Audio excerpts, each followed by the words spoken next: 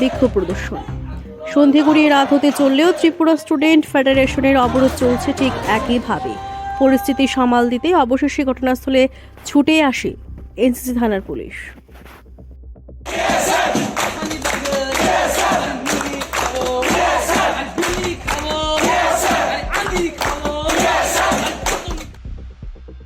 দেখুন, এই বিষয়টা তো আজকে কোনো নতুন না। আমরা সবাই জানি যে আমরা রোমান স্ক্রিপ্টে ককবরটের রোমান স্ক্রিপ্টের বিষয় নিয়ে আমরা অনেক দিন ধরেই আমরা আন্দোলন করে আসছিলাম। তো গত বছরও করেছি।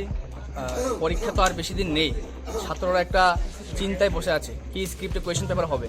তো তার বিষয় নিয়ে আমরা যখন টিবিএসসি প্রেসিডেন্টের সাথে দেখা করি, প্রেসিডেন্টকে আমরা বলি যে কোয়েশ্চেন পেপারটা যাতে রোমান স্ক্রিপ্টে ছাপানো হয়। কিন্তু প্রেসিডেন্ট স্যারের পক্ষ থেকে আমরা যা আনসার পেয়েছি সেটা আমরা হ্যাপি নই। তো তার জন্য আমরা আজকে এখানে এটাই বার্তা দিতে চাই যে সরকার এই বিষয়টাকে যাতে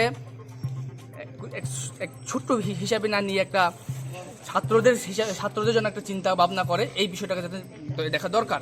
কারণ এই রোমান স্ক্রিপ্ট এটা শুধু ছাত্রদের জন্য নয়, এটা ত্রিপুরা স্বাদের একটা ল্যাঙ্গুয়েজ। এটা নিয়ে যেভাবে রাজনীতি করা হচ্ছে, সেই টিবিএসসি বুথ থেকে মিনিস্টার বাড়ি থেকে এই দপ্তর, এইভাবে যে রাজনীতি করা হচ্ছে সেটা যাতে বন্ধ করা হোক। কারণ আমরা চাই ত্রিপুরা রাজ্যে একটা শান্তিপূর্ণ একটা বজায় রাখা। কিন্তু শান্তি কিভাবে থাকবে যে এখানে যখন ডিসক্রিমিনেশন থাকবে না তখনই শান্তিপূর্ণ থাকবে।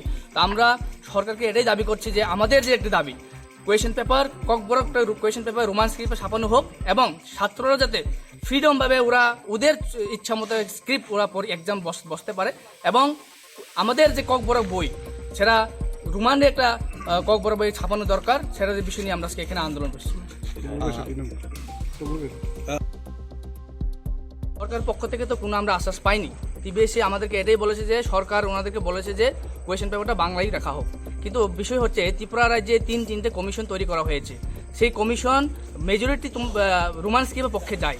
তো তাতে সরকারের কি অসুবিধা যে রোমান স্ক্রিপ্টে কোয়েশ্চেন পেপারটা সেট আপ করতে এবং রোমান স্ক্রিপ্টের দাবিটাকে ওরা গ্রহণ করে নিতে, ওদের কি সমস্যাটা কোথায়? সরকার এটা সামনে এসে জনগণকে ওরা বলা দরকার, সেটা আমরা এটাই মনে করি। আচ্ছা, তোমাদের এই আন্দোলন বিক্ষোভ কতক্ষণ থাকবে? আমরা যতক্ষণ পর্যন্ত আমরা সরকারের পক্ষ থেকে কোনো আশ্বাস না পাই আমাদের এই আন্দোলন চলতেই থাকবে। আপনার পরিচয়টা? আমার নাম মনীষ দেববর্মা, টিএসএফ টাউন কমিটির প্রেসিডেন্ট।